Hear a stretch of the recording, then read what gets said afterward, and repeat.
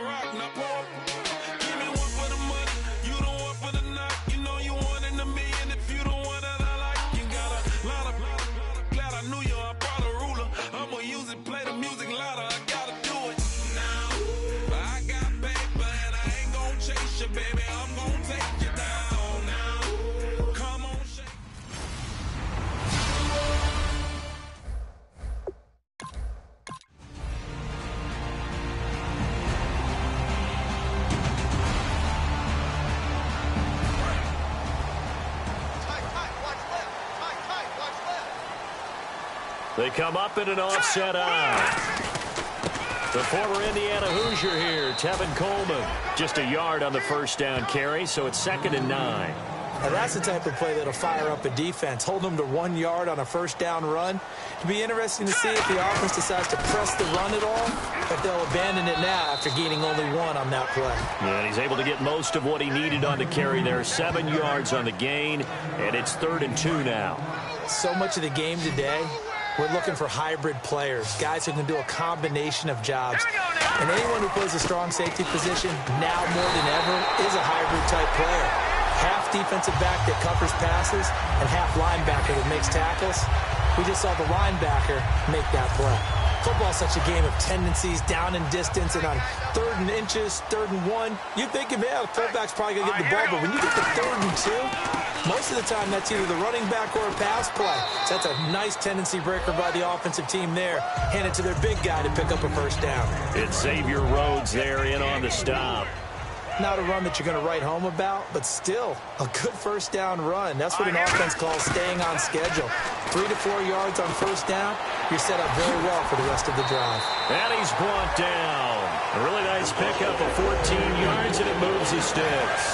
Clock rolling as we hit the midway point of this first quarter. And that's one of his advantages of a passer, is it not? With his height, setting back there in the pocket, firing it over the middle, he can really see everything clearly. It is, and I know that other quarterbacks get it done different ways, all right? You don't have to be his height to make a great play, but what he does is he takes away having to make those slide steps in the pocket to find angles to throw the ball through. He just throws right over the top of it because he can see everything, and sometimes that saves time and gets the ball to a receiver quicker. And they'll bring him down at the 18-yard line. 9 yards on the pickup there, and it keeps the drive alive. So here we go, 1st and 10 now. So they're on that play. Offensively, they ran the crossing route. Defense was in zone coverage. So as a former DB, how tough is it to defend that?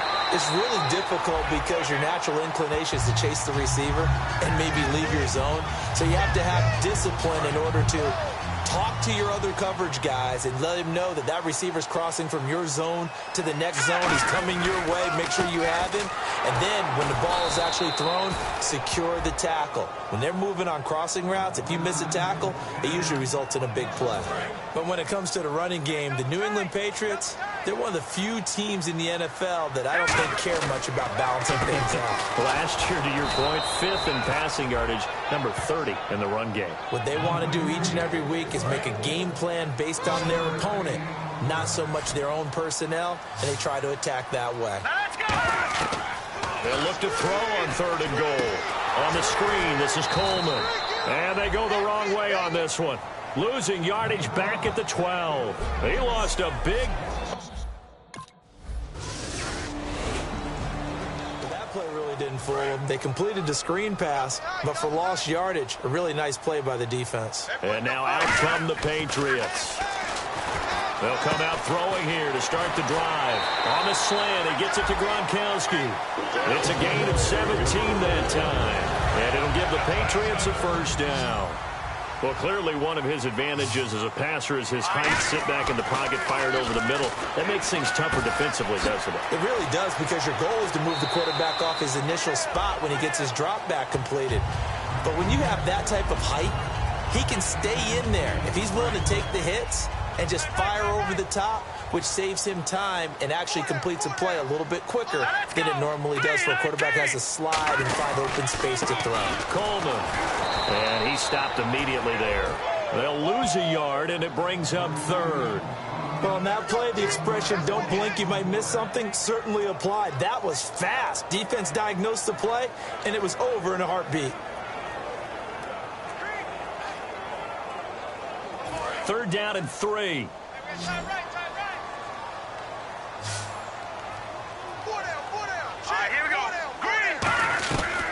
They stay on the ground. Again, it's Coleman. And he has the first down yardage before they bring him down right at the 45.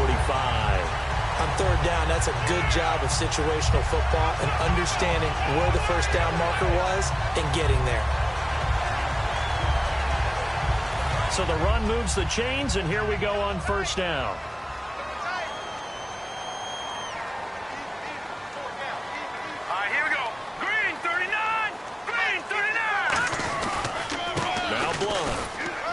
And they will stop him after a fairly minimal pickup. Just a yard on the pickup there, and it'll bring up a 2nd and 9. A 1-yard gain can look like a disaster, but it all depends on how the game is going.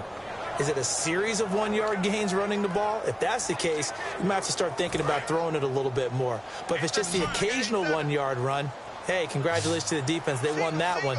Come back and get them the next time. From the shotgun, he'll look to throw. That's complete. It's Gordon. And he gets this inside the 35-yard line.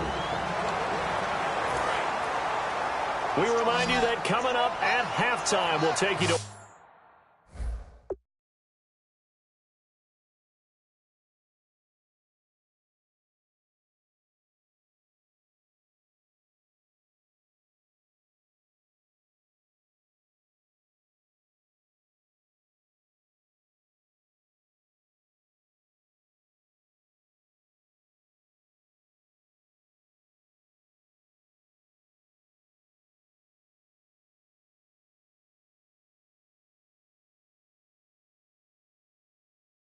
Orlando and Larry Ridley. Larry will have highlights and analysis of this first half.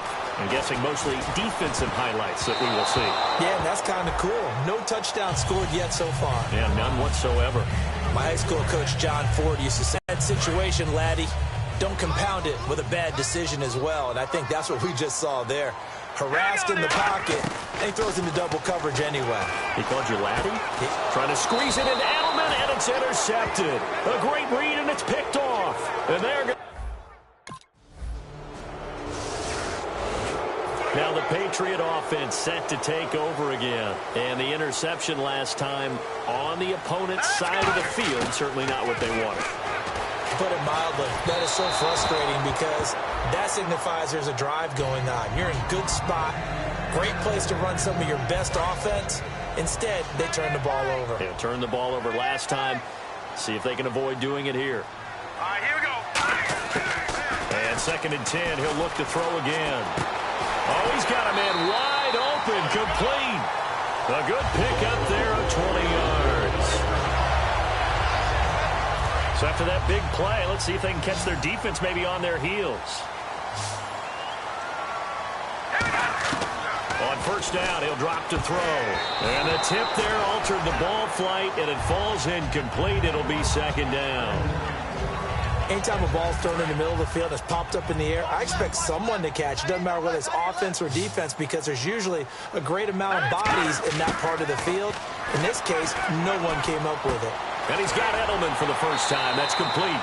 And they get him down, but not before he takes it across the 40-yard line.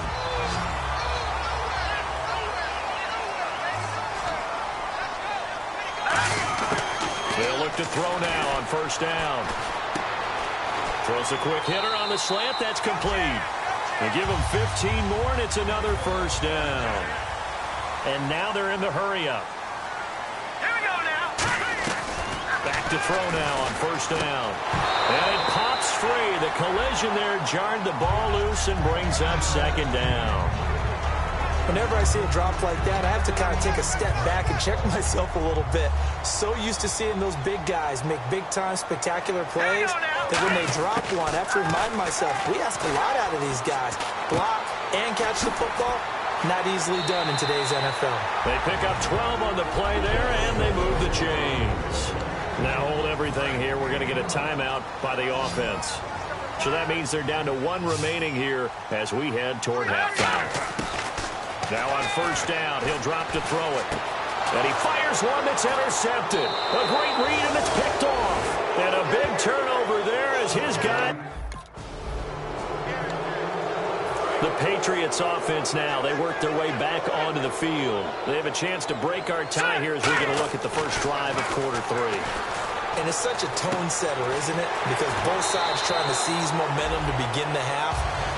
What do they have dialed up that'll give them an advantage to move the ball downfield? Let's find out what they have dialed up.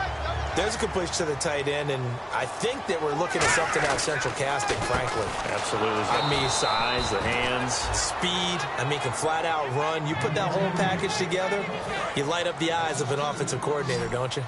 Partner, I think the easy thing now would be to just abandon the run and start throwing the football at all costs. But I've been in so many games where it doesn't work running the ball, and then something pops, and now you get some. And all the way in.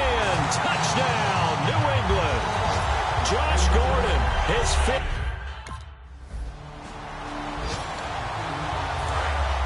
Looking to jam the receivers at the line here. Press coverage look defensively. Buying some time and then running to get. Of a first as the 4-yard pickup brings it to third down. And the Vikings with an extra defender in the secondary on third. Playing coverage here. When you find that kind of yardage, you couldn't be more confident as a ball carrier. And guess what? You're going to go back. And for a third time tonight, he's intercepted. A great read, and it's picked off. And they will set up shop in. Comes the New England offense to see what they can do this time. And following the interception, just any interception, are you a little bit more cautious when you start that next drive, or no, you just throw that out the window? I think you are. I don't think that there's any way you can run back out there and go, totally didn't affect me. Let's just go ahead and be loose with the football again. You're going to take care of it, but you have to be careful about being too cautious because now you can't run any offense at all. Still want to attack. We'll see. And for the fourth time tonight, it's an interception. A great read, and it's picked off. And they'll start out with great field position. Now the Patriots offense, they work their way back out onto the field. And following the interception, we'll see what they can put together on this drive. I can hear my old college coach right now. He always used to tell us before every game, the team making the fewest mistakes will win.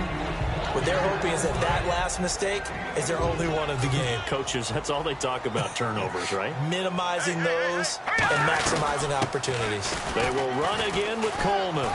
And he'll be taken down after a minimal pickup, and that will take us to the end of quarter. Back now in Foxborough. Knotted up here at 10. That's our score as we begin quarter number 4. They come out here in the eye. Coleman now. And he's taken down at the 43, but not before picking up the first. 3 yards there, good enough to keep the drive moving. Looks like the defense in press coverage here. Now that's the way to do it. Hand it to someone with vision and good footwork, and add a little bit of power. And they're going to bring him down. Back across midfield at the 45. Daniil Hunter in there to bury him for a loss of 11. And they're going to speed things up here. Now they'll throw here out of the gun. Flushed out right. Wide open receiver complete. And he goes down, but not before getting this inside the 25. Usually hitting a deep post pattern, as we just saw there for a big gainer, that's tough to do because you usually have a safety or two in the middle of the field. But if you hit enough crossers and underneath routes and curls, start to get those guys creeping up, wanting to make plays on the football. And no escaping this time as he'll go down. They got him for a sack. Everson Griffin in there to bring him down for a loss of 7. Sometimes I watch games and wonder why they use play fakes on certain passing situations because it's not going to fool anyone.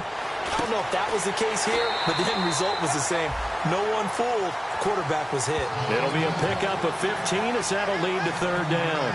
Completion was given up, but that's why you play zone defense, so that you can have people around the ball when it's caught, and you don't give up much run after the catch. They'll set up a throw. Throwing the slant pattern here complete. And he gets the first down yardage before he's brought down just outside the 10 at the 11. So the offense has it first and 10. What terrifies defenses when they see slant routes thrown is that the receiver is on the move, and oftentimes he catches it and gets upfield. Does a really nice job rallying to him and stopping him for a minimal gain. Malcolm Mitchell out of the University of Georgia was the intended receiver. And that'll bring up second down. Even score late in the fourth. Let's see if the defense can play within themselves, not give up the big play and contain, and keep this knotted up. And he's swallowed up right near the line of scrimmage. No gain on that one as it brings up a 3rd and 10. And a really long drive here, and it goes on and on. So here we go now. An extra defensive back in there on 3rd and 10. They're going to look to throw. And that is incomplete. LeGarrette Blount was the intent. So the Patriots coming out now. They have the 3-point lead. Defense did their job. Now, late game, although it looks good, you know the coaches, they haven't counted this as a victory yet. I agree with you totally. Big applause for the deep. And now the Vikings are going to stop it here on defense with a timeout. It's just their first. They've got 2 more to use here in the final stages. Here we go now. Green 39. Green 39. This is Coleman. And he'll get this. Another timeout called by the Vikings now. So the defense had a chance to catch their breath, and now they're back out and ready. See if they stay on the ground for second down. That one looks like he'll throw here. And this is complete to Zach Miller. And he'll be brought down, it looks like right at the 40. So a defensive timeout, chance to regather, regroup, and get set as we resume action. And on 3rd down, a nickel formation here defensively. They'll run it now out of the gun. A great effort there to shed the contact, and it helps them pick up the first. Officially a gain of just a yard there, but they do convert on 3rd and inches. I always appreciate runners who understand situations. That was just 3rd and inches. No reason to dance around in the backfield and try and break off a bigger play. Just go pick up the first down, and that's exactly what he did. A solid run on 1st down. Gain of 7 leaves him with a 2nd and 3. I know that every now and then we get in those meetings with coaches, and you almost want to roll your eyes when they talk about staying on schedule when they're moving the football.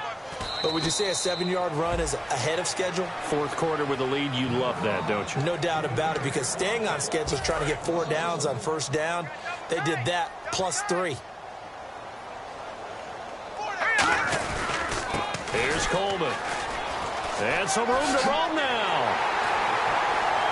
And he's able to pick up the first before he's taken down at the 27. They get 6 on the pickup there as the drive will continue. Well, that was a unit that understood exactly where the 1st down marker was, handed it to their guy who could run it, created some space, and he got there. Oh, now look at this. They're lining up to add 3 more, a little insult to injury here late in the game. This from 44 yards out, left hash. And his kick is indeed good, and that will double their lead.